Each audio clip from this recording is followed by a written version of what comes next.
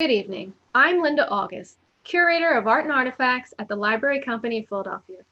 It is my pleasure to introduce tonight's presentation on the library's horological collections.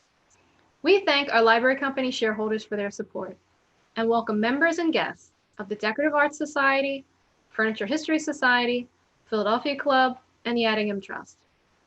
We are also honored to have with us Sir George White, Keeper Emeritus and former Master of the Worshipful Company of Clockmakers, and Joanna, Lady White, the present Master.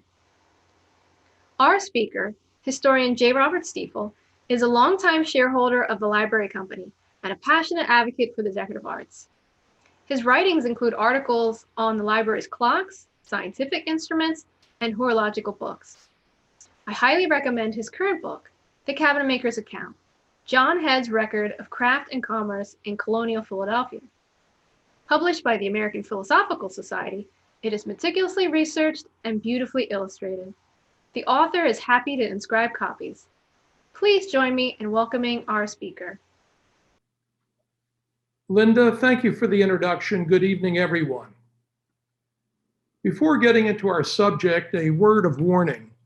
Please do not force Linda to invoke a cardinal rule of the library. If any person has to be awakened twice, he shall be requested to leave.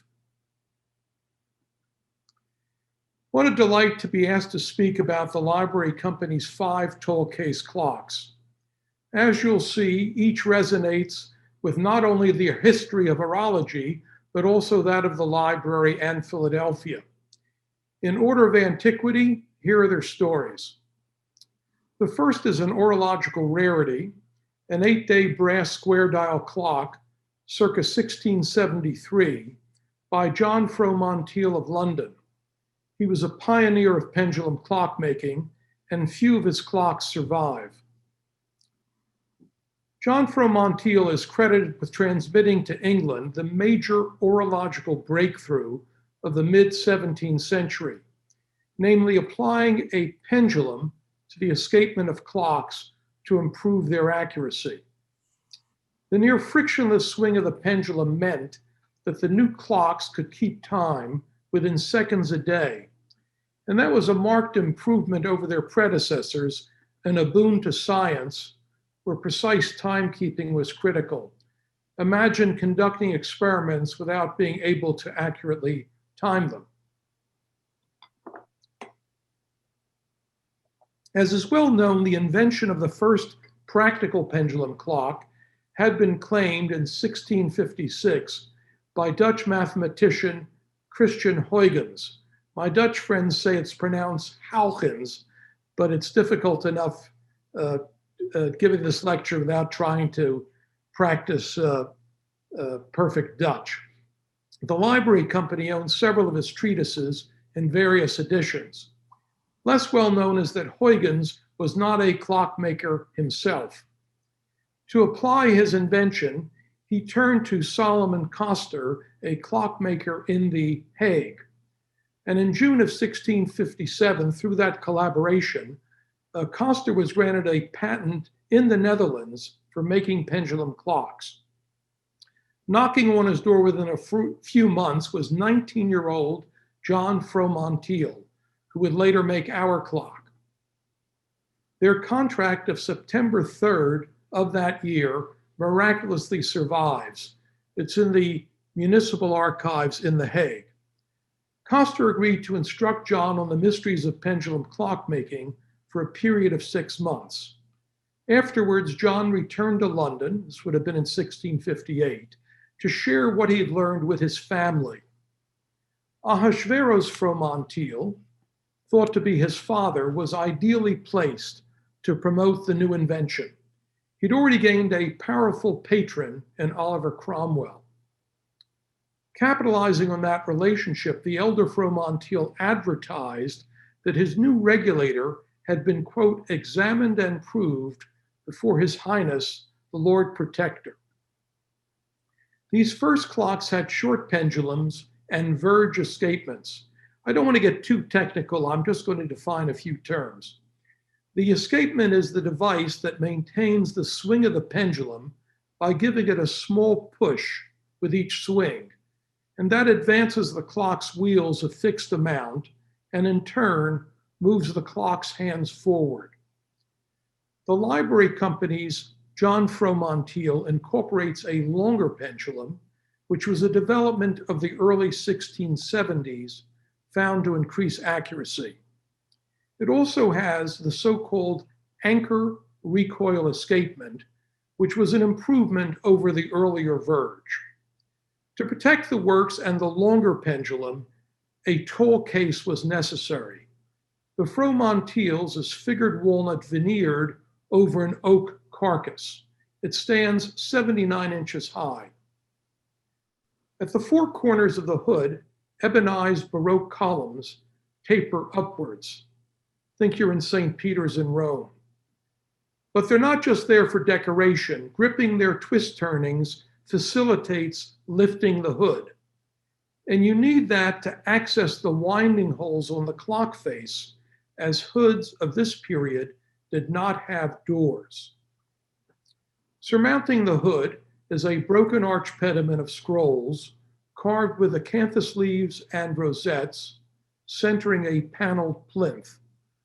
A hole on the top of the plinth indicates that it once supported a finial of wood or brass, probably in the shape of a ball. Like its movement, the Fromanteel's case can be dated to the 1670s. Of nearly identical design is a pair of cases supplied in 1673 to St. Andrews University. Within a few years of its manufacture, our clock came to auction in London, and there it was represented by the auctioneer as being from the Cromwell family. The winning bidder was a successful Yorkshire tanner, William Hudson. How did the clock make its way to Philadelphia? Well, his son, William Hudson Jr., also a tanner, emigrated in 1688. And eventually, he also prospered here, and he came to serve as our mayor in 1725 and 26. And the clock is recorded at the big house he built on the southeast corner of 3rd and Chestnut Streets.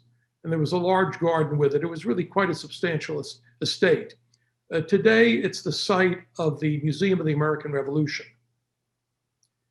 After the death of William's grandson, Samuel Hudson, a library company shareholder of 30 years, I might add, the clock was donated by his son to the library and set up in our new building, Library Hall on 5th Street. In 1796, the minutes duly recorded the tradition that the clock was once owned by the family of Oliver Cromwell.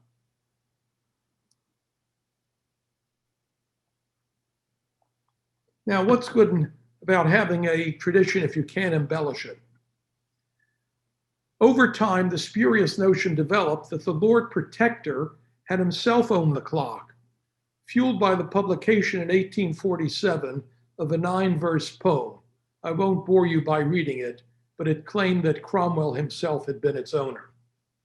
Now, that was not possible because Cromwell died in 1658, and this clock was made in the 1670s. Moreover, John Fromanteel did not gain his freedom until 1663. Before that, the worshipful company of clockmakers would not have permitted John to affix his name to his work, as tonight's guest from the livery company can attest. And I might also add, in addition to George and Joanna, we have other freemen of and liverymen of the worshipful company of clockmakers on tonight's call. You're almost welcome. And those of you in England, thank you for staying up. Now, a decade after the Fromanteel was donated, a Philadelphia guidebook recorded that it was the timepiece of the library and in good repair. It remained in Library Hall for many years, as shown in this painting by George Bacon Wood Jr., circa 1875. And as you can see, its finial had already gone astray. Library Hall was shortly to be closed. Several of Wood's paintings preserve the details and ambiance of its interiors. George Bacon Wood Jr., and by the way, his descendant, Richard Wood Snowden, was kind enough to lend the first painting by him that I showed. Thank you, Richard. Rich is a trustee of the library. The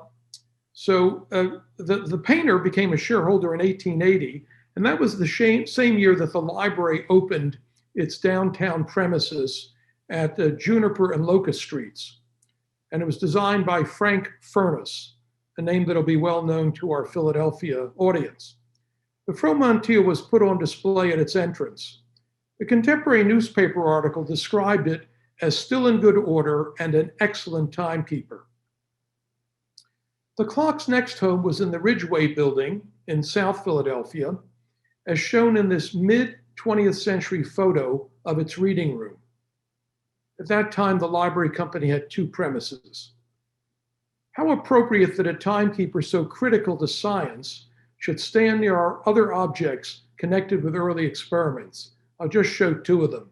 Franklin's electrostatic apparatus and the air pump in glass tubes donated in 1737 by Pennsylvania's proprietor, John Penn, housed in this splendid Palladian design case that he gave a year later. Today, the Fromanteel is prominently displayed left of the entry to the offices of librarian Jim Green. Sadly, I just learned that Jim is going to be stepping down after 40 years of correct answers to every conceivable query. Congratulations, Jim, on retiring undefeated.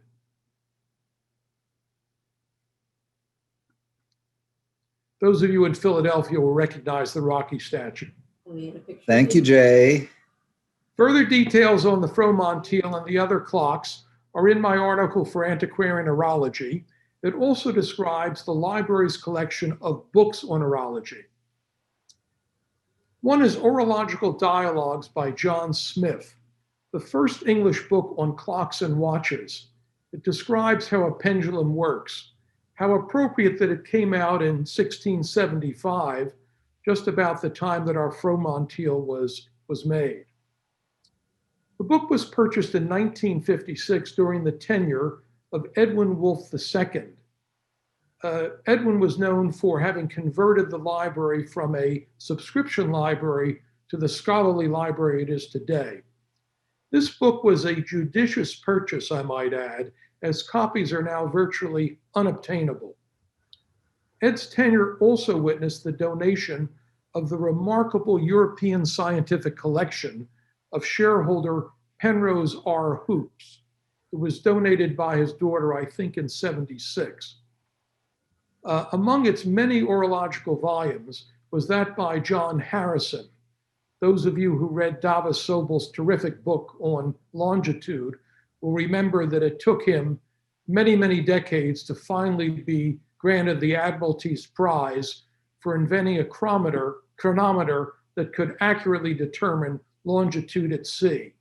Today, you can see his chronometers at the collection of the Clockmakers Company at the Science Museum in London, next to the V&A. But some of the library's most important horological acquisitions, including a clock to be discussed later, were made during the tenure of Ed's successor, John Van Horn. And we're very happy to have with us today with his wife, Chris. Included were gifts of scientific instruments and books from Anthony Garvin, a library trustee and president. Notable was Tony's gift of Edward Wright's rare book on sundials, published in London in 1614. It complements another work in the library, Wright's Certain Errors in Navigation, which was a precursor to John Harrison's research on longitude. So a very nice collection of books complementing one another. Our copy is further distinguished by having been in James Logan's personal library.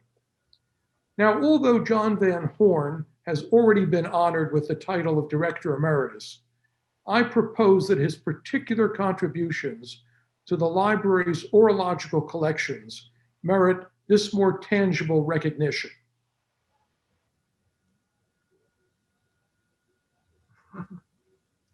With our Fromanteel's finial now restored, let's go on to our second oldest clock. But first, I'm going to take a drink of water.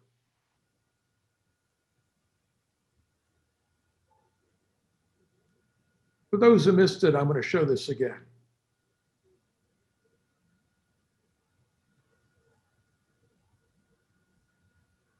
Reportedly owned by William Penn, our second oldest clock is contemporaneous with the 1682 publication of the proto-constitution for his new proprietorship, Pennsylvania. Perhaps mindful that he was inventing a form of government as novel as pendulum-driven clocks, Penn included in the preface this horological metaphor. Governments, like clocks, go from the motion men give them. The William Penn clock, as it has come to be known, is a brass square dial typical of many well-made English clocks of the 1680s and 90s. It is the usual seconds beating pendulum and an anchor recoil escapement. Unusual is its 30-day duration on a single winding. Most of the clocks that people have at home are of 8-day duration. As none of the few clockmakers then in Pennsylvania may have been capable of producing a timepiece of such sophistication, it's not surprising that this one was imported. It's signed by William Martin of the English port town of Bristol. Little documentation survives for him. Some friends of mine in Bristol found there his 1689 marriage bond, which describes him as a clockmaker and living in Bristol. Now, Penn had many connections to Bristol. It was the birthplace of his father, the admiral, and home to his second wife. They married there in 1696. The clock's lift-off hood is the familiar ebonized twist-turn columns and no door. The case is 82 inches tall with figured walnut veneer over oak, but the layout of the veneering is much more formal than on the Fromanteel. You'll see on the front waist door that it's been divided into paneled fields by string inlay. They're probably of holly for contrast. Also, it has a glass bullseye allowing viewing of the pendulum. Then as now, people were fascinated by what makes a clock go.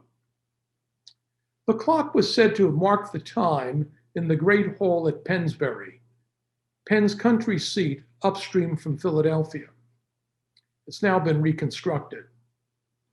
Indeed, it may have accompanied Penn on one of his 2 voyages to Pennsylvania in 1682 and in 1699, especially that second one, as it was from Bristol. William Warder, a St. Louis lawyer, had inherited the clock from his Quaker forebears. They had emigrated with Penn in 1699 and maintained close associations with him.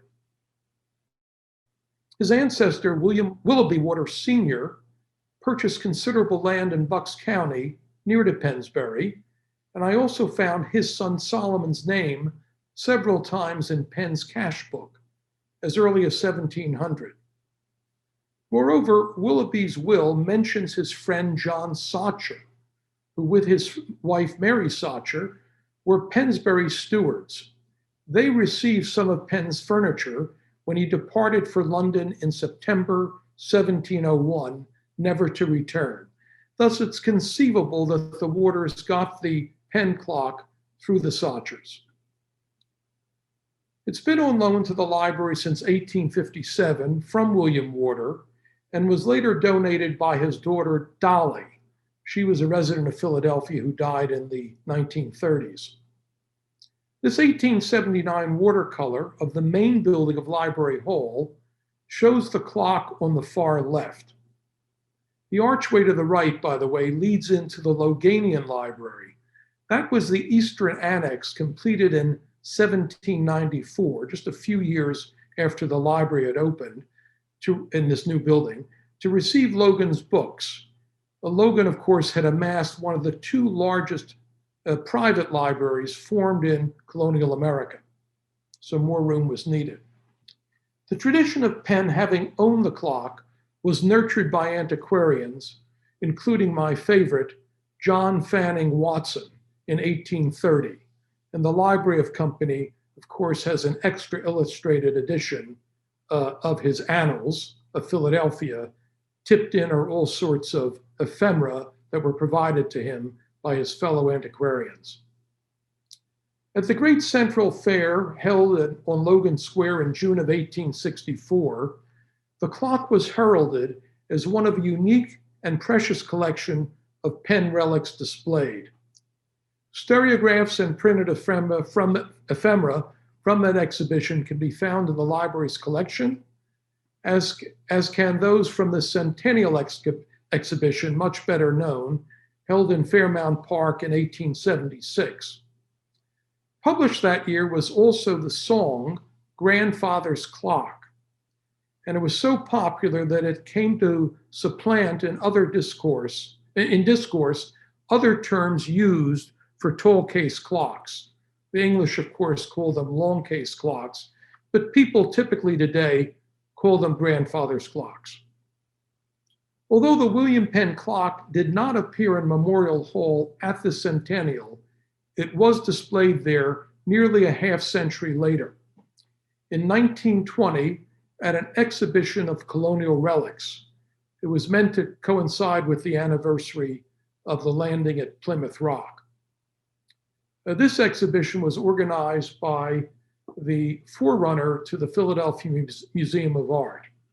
Now you'll see to the clock's left in this photo other relics, including William Penn's desk, and above it, 2 of the 6 original leather fire buckets used at Library Hall. All of these are in the library's collection. Remember those fire buckets. Today, the Penn clock stands in the reading room, right of the entry to the librarian's offices. Contemporaneous to the making of the clock is the publication of the artificial clockmaker by William Derham. Among other things, it explained Huygens' defense of his claim as the inventor of the clock, the pendulum clock, against others who may have theorized but not perfected it, most famous being Galileo. The Derham is a rare 1696 first edition, and it was acquired by the library in 1961. In the 1970s, in a singular act of skullduggery, one reader attempted to abscond with it by substituting a later edition in its slipcase. A sharp-eyed librarian fortunately discovered the ruse and was sufficiently fleet of foot to apprehend the culprit on the sidewalk. Another sip before we get on to the third oldest timepiece. It's another tall case clock made circa 1735.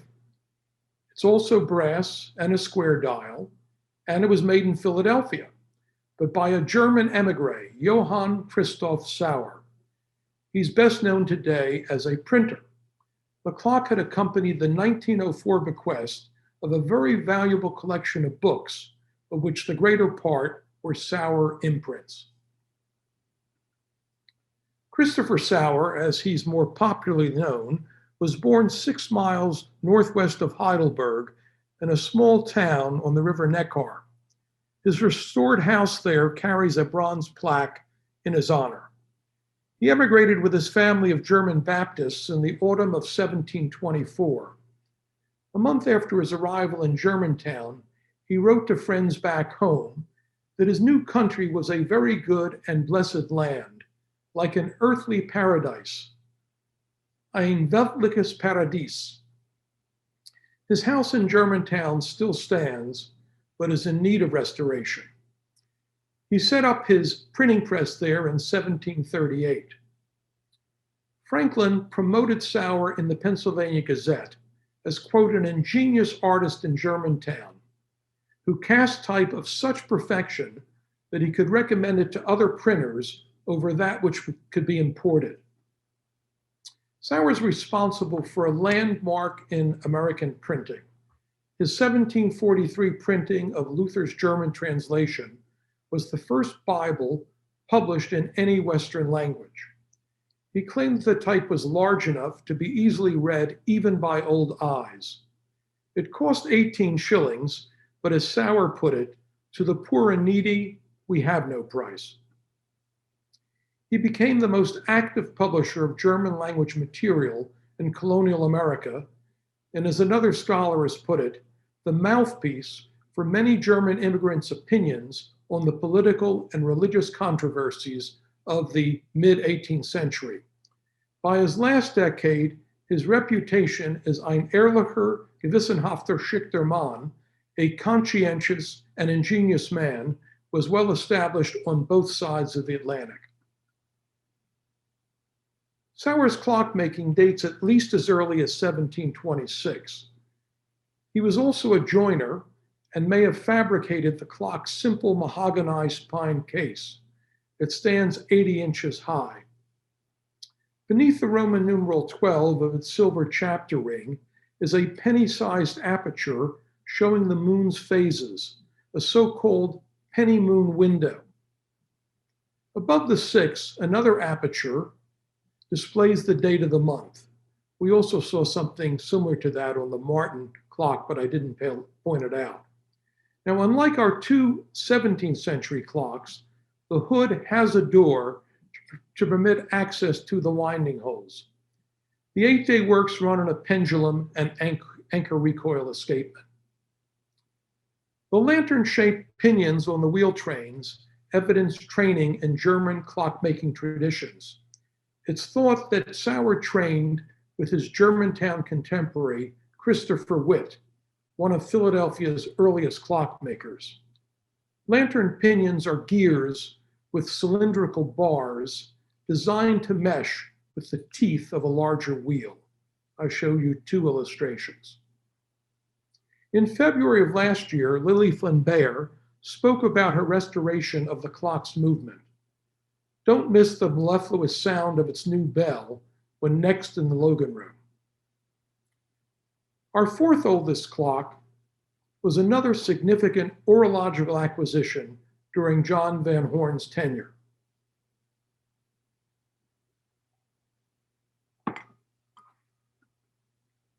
Made circa 1750 to 60 by library company shareholder Edward Duffield, it was the munificent gift in 2003 of Pamela and Richard Mones of Florida, who are also with us tonight. Dr. Mones is an horological scholar, a liveryman of the Worshipful Company of Clockmakers, and the present holder of the library company share issued to Duffield in 1768. The clock's highly figured solid walnut case and sarcophagus top are typical of the so-called Queen Anne style. In England, they call that a caddy top. It's like the shape of a tea caddy.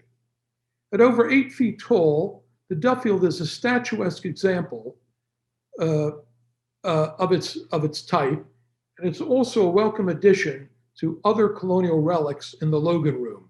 It's displayed next to the Wharton House mirror loaned for the Meschianza. We're happy to have Charles Wharton with us tonight. It runs for 8 days on a single wind. Unlike the 3 square dial clocks discussed, the Duffield's dial is arched. Its silver boss may have been engraved by Duffield himself. As you can see, the script closely resembles his florid signature. He was an accomplished engraver, and in 1757 had cut the dies for 2 medals struck by Joseph Richardson, his fellow library company shareholder and Philadelphia's preeminent silversmith. This was the first medal they struck, and it was the first medal for valor in this country. The second one that year is the first Indian Peace Medal struck in this country. This extremely rare example is owned by the library, and the added loop on the top permitted this token of friendship to be worn by its Native American recipient. Here we see a painting of one wearing another such medal. Our medal was on public view for 3 years in the Franklin Tercentenary exhibit, In Search of a Better World. Co-sponsored by the library and organized by shareholders Paige Talbot and Roz Reamer, the show and its catalog were a blockbuster success throughout America and in Paris.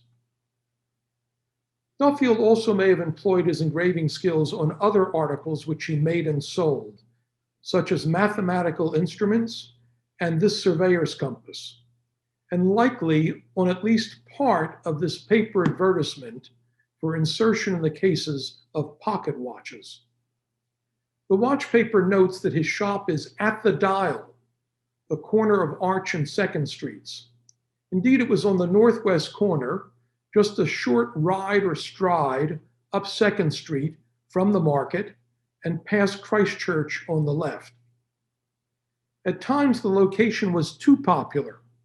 As Watson recounts, Duffield became so annoyed by passers-by frequently inquiring as to the time that he created a clock with 2 dials to face north and south and displayed it projecting from his 2nd story.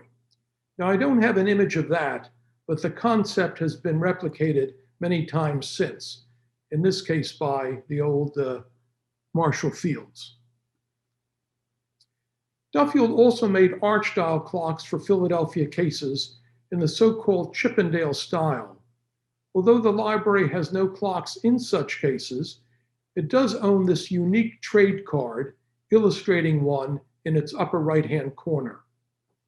As you can see, the case is fancifully carved in Rococo's asymmetrical vocabulary. The card was engraved by James Smither for library shareholder Benjamin Randolph, a prominent Philadelphia cabinet maker. Like his friend Franklin, Duffield loved books. Watson described him as a very intelligent reading man.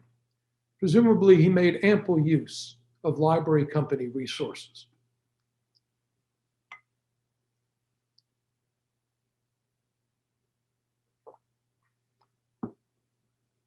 One of the city's most respected citizens, Duffield was elected a member of the American Philosophical Society in 1768, and we're happy to have their executive officer, Bob Hauser, with us tonight. In the following year, he helped chart the transit of Mercury across the sun. This is Duffield, not Hauser. And he constructed in just 3 weeks a highly accurate astronomical clock shown here. It featured an improved version of the anchor escapement known as the deadbeat escapement. The transit is a rare event that happens only about 13 times a century. In case you missed the last one on November the 11th, you might mark your calendars for 2032. The 1768 observation had occurred in the garden of the Pennsylvania State House. They built an observatory there. 6 years prior, Duffield had been appointed to succeed Thomas Stretch as the keeper of the State House clock, shown on the left. Stretch had made it, and about 40 years ago, it was restored to that position, or recreated, I should say. Duffield held that post until 1774, when he resigned in favor of David Rittenhouse. Duffield wanted to devote greater attention to Benfield, his ancestral estate in Moreland Township. It came in handy during the British occupation of Philadelphia, when the Duffields sheltered there and invited Franklin's family to join them. Franklin's daughter afterwards wrote to her father in Paris of Mrs. Duffield, quote, "I think myself lucky to have had such a friend." Franklin so esteemed his own friendship with Duffield that he provided for him in his will, and he appointed him one of his executors. Now, as we all know, Franklin takes up so much oxygen in colonial Philadelphia that it's easy to forget that others made contributions. We therefore can all look forward to the first biography of Duffield. It's being completed by horologist and historian Bob Frischman of Andover and underwritten by former Philadelphia native Edward Kane of Concord and Newport. Both are library company shareholders and generous benefactors. Bob recently joined us and was accorded the share, once belonging to a member of the Stretch clockmaking family. Welcome aboard, Bob. While we're on the subject, library company shares have always been prized. Indeed, many continue to be passed down in families and are therefore not otherwise available. The earliest members, by the way, got only a receipt, albeit one printed by Franklin. I show you one here. As the maximum number of shares were later limited by Pennsylvania statute to 969, today's shareholders now get the pleasure of choosing which former holder's share can be reissued and engrossed in their name. Franklin's is always reserved for our current member. Mine was once held by Quaker joiner William Savory, one of several colonial furniture makers who belonged to the library. Nearly 3 centuries have yielded many well-known shareholders, past and present. The share of Eliza Leslie, 19th century author of popular cookbooks, was acquired by her modern-day counterpart. Shares also make for unique gifts, particularly for the quintessential man or woman who has everything. That of financier Nicholas Biddle, shortly to be the subject of a biography by Cordelia Biddle, was given by a shareholder of the library company to Warren Buffett on the occasion of his 80th birthday. Omaha's favorite son immediately responded, quote, "I just received the wonderful framed share in the library company. This is a terrific gift and one I will treasure. I'm going to just display it here in my office, and it will be fun showing it off to visitors." A good endorsement.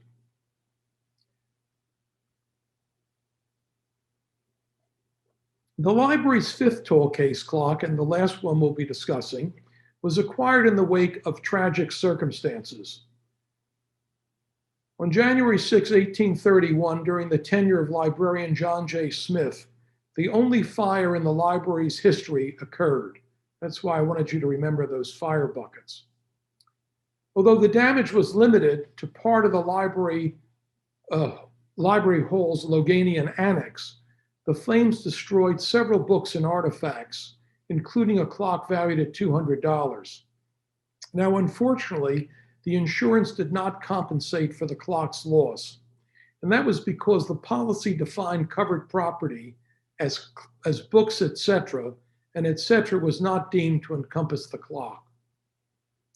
Before its destruction, an 1804 travel guide had described it as, quote, "a curious clock invented by the late Dr. David Rittenhouse, which gives notice by ringing an alarm every evening at the setting of the sun and winds itself up at the same time.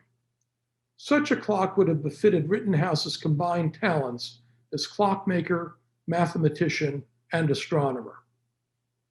Fortunately, there were Philadelphians with sufficient horological expertise to compete for its replacement. A committee of repairs and improvements was appointed and proposals received. The first came from clockmaker Isaiah Lukens, respected as a founder of the Franklin Institute and a member of the APS. In 1828, he'd also supplied a new clock for the Tower of Independence Hall. Sadly, apart from the $300 price tag, we have no other specifics of Logan's bid to the library. It ended up being tabled by the committee, and nothing more of it appears in the minutes. Presumably, Lukens was none too pleased. In the meantime, another proposal, described as, quote, "for a clock with an alarm to ring at sundown," had come to the committee from Lukens's equally well-established competitor, John Child. The firm, which he founded in 1810, made clocks until his death in 1876 and continued to sell clocks until 1941. By then, it was reputedly the nation's oldest family-owned horological business. Not only was Child's $125 bid less than Lukens, but he had another edge. He'd been a library shareholder for a decade. It therefore comes as no surprise that Child's clock for the rooms was bought and installed by October 3rd, 1835. Today, we're fortunate in having descendants of these two clockmakers as library shareholders. As both are lawyers, it's a pity that they weren't around at the time of the fire. I was musing the other day that Bob Lucan's insurance expertise might have compensated us for the destroyed clock, while John Child Jr.'s expertise in patents and licensing may have garnered us future royalties for the technology of its replacement. The painted dial of the Child clock is nearly 2 feet in diameter. It has figures from 4:30 to 7:30 along its lower edge for the varied sunset closing of the library. Exceptionally well made, its accuracy was assured by a deadbeat escapement and a lead pendulum bob weighing over 15 pounds. This 1879 watercolor by Cooper shows the child clock installed in the far niche of the restored Loganian annex of Library Hall. By the time of this mid-20th century image of the Ridgeway Reading Room, the varnish on the clock case had so deteriorated as to conceal its original surface. An ideal opportunity for its restoration, for the case's restoration, arose a half-century later. The clock was to be illustrated in the August 2006 issue of the magazine Antiques, which was entirely devoted to the library company's collections. And I might add, having been founded in 1731, at a time before public museums, our collections are very varied, not just books and clocks, but many other things which would have ordinarily gone to museums had they been in existence. John Van Horn retained restorer Alan Anderson to carefully remove the old varnish, and underneath, perfectly preserved, was a finish of faux grain paint. Today, the John Child clock in its now lustrous case may be viewed in the offices of the present director, Michael Barsanti. Mike has done an exemplary job of growing the traditions of his esteemed predecessors, with one notable exception, which we hope that he one day may soon correct. My further research uncovered an account book of John Child that had survived with his descendants, library shareholders John and Beatrice Child, and their son John Jr. Its contents revealed a remarkable discovery that led to correcting a 200-year-old historical omission. On May 31st, 1816, Child charged Thomas Voigt $15 for another highly accurate clock, which, like ours, had a 2-foot diameter dial. The entry described it as for the Senate Hall, Washington. How very topical this week. Was the clock still at the US Senate? Indeed it was. It had been purchased to replace a clock destroyed when the British burned the Capitol in 1814. Made for the old Senate chamber, it was moved in 1859 to its present location outside the current one. Unfortunately, no one at the Senate realized that the clock was made by Child. The Senate had ordered the clock from Voigt in 1815, and 2 years later, he delivered it with only his name as retailer on the dial. Ever since, those at the Capitol assumed that Voigt had been its maker. But the discovery of the Child account book led to a re-examination of the clock and its works. The movement plate and the dial post support bridge were each stamped J. Child, Philadelphia. That corroborated the account book's entry as to the clock's true author. In gratitude for their courtesies, the Child family was invited for a personal tour by the Senate's curator. How serendipitous that both the Senate and the Library Company should replace burned timepieces with monumental clocks by the same maker, and further, that maker should be a shareholder of the library that it served as the first Library of Congress. May the interests of the library company and its shareholders ever intertwine with those of the Republic and its institutions. Thank you. Now, if there are questions, I'm happy to hang on. Thank you, Jay. That was a Thanks so really much. entertaining and enlightening talk. And we've got some really great questions that have come in. So let me start with this good question from Hannah Rutledge, who says, I am new to Philadelphia since the COVID pandemic and thus have not yet had the pleasure of physically visiting the library company. I only have an appreciation for and no expert knowledge of clocks, but I can't help but ask, are these clocks still functional? And if so, what is the required maintenance and repair given their incredible age and beauty? And similarly, Peter Zinman asks, who maintains and repairs the library company's clocks? Well, Linda, as you're in charge of the collection and have retained Lily Flabert's expertise, and I don't know her, would you comment on that? Sure. So two of the clocks are still functional, the Sauer and the Duffield. So they still chime every hour, and I have to wind them once a week. So there's a little a winding key that you have to keep it wound so it runs. Also clocks, you have to maintain them by keeping them clean, and they have to be oiled every few years. So yeah, we've had a conservator come in the last year, Lily Van Bauer, who was able to get the Sauer clock up and running, and it was missing a pendulum, so she had to create a new pendulum.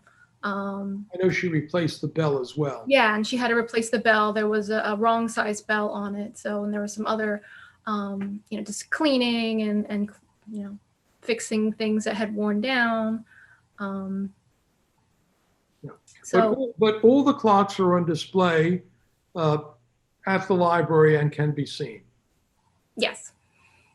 We've got a great question from Carla Mulford, who asks, I'm curious about the social station or class of owners of fine case clocks. Most working people likely could not have afforded them, or could they? I'm wondering what kinds of timepieces would have been available to common laboring people. Okay, I can answer that. In my current book, The Cabinet Maker's Account, there's a whole chapter on Philadelphia clockmakers. And clocks in probate inventories were either the most expensive or second most expensive item appraised in people's estates. The other being furnished bedsteads.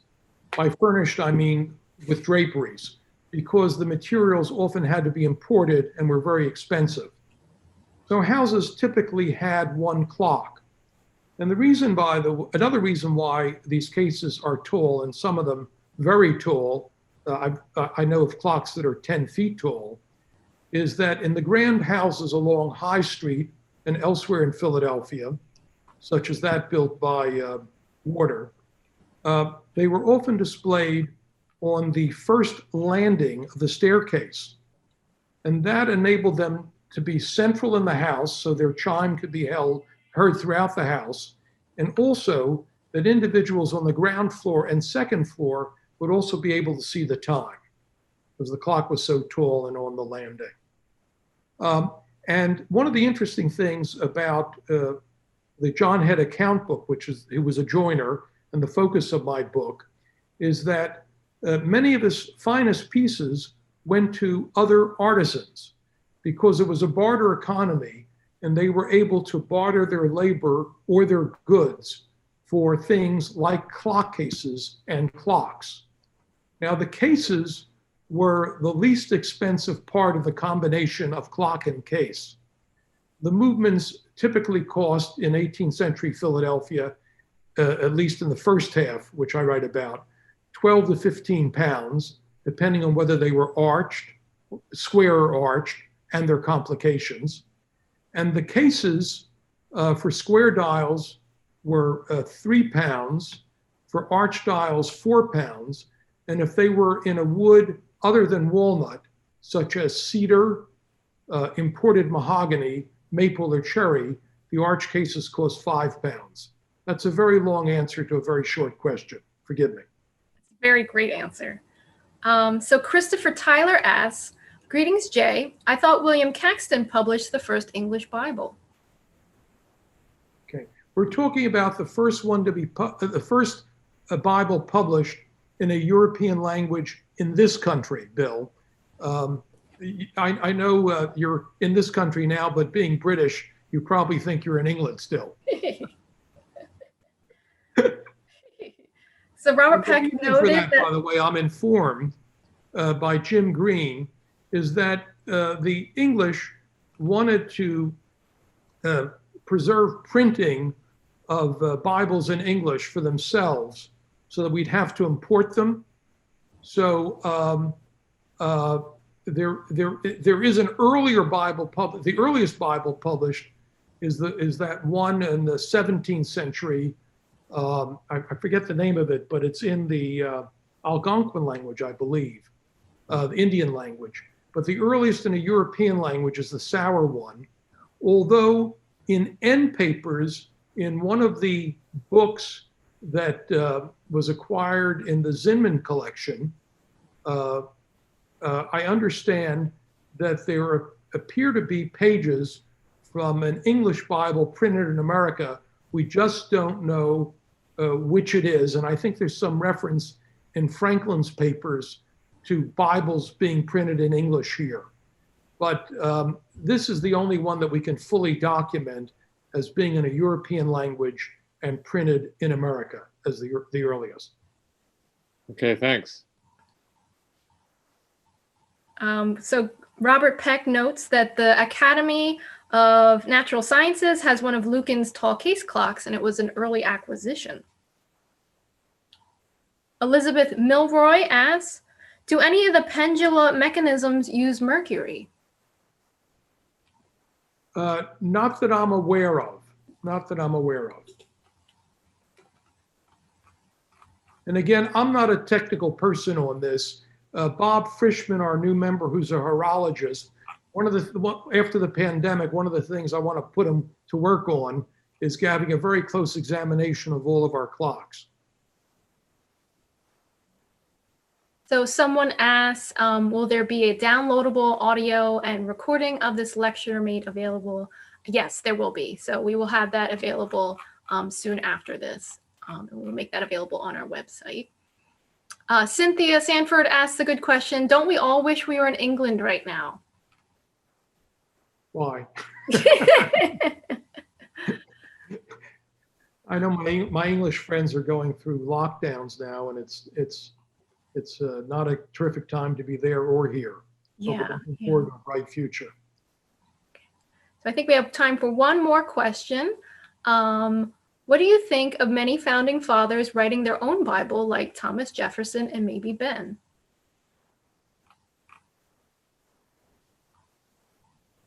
I have no thoughts on that. Okay. Nor was I prepared for the question.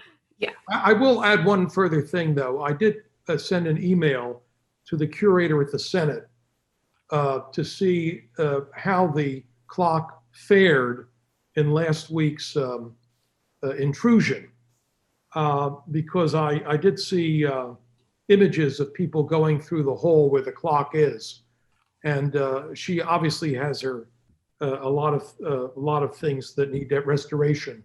I didn't hear back. If any member of the audience happens to know the fate of the clock, I would appreciate them informing us.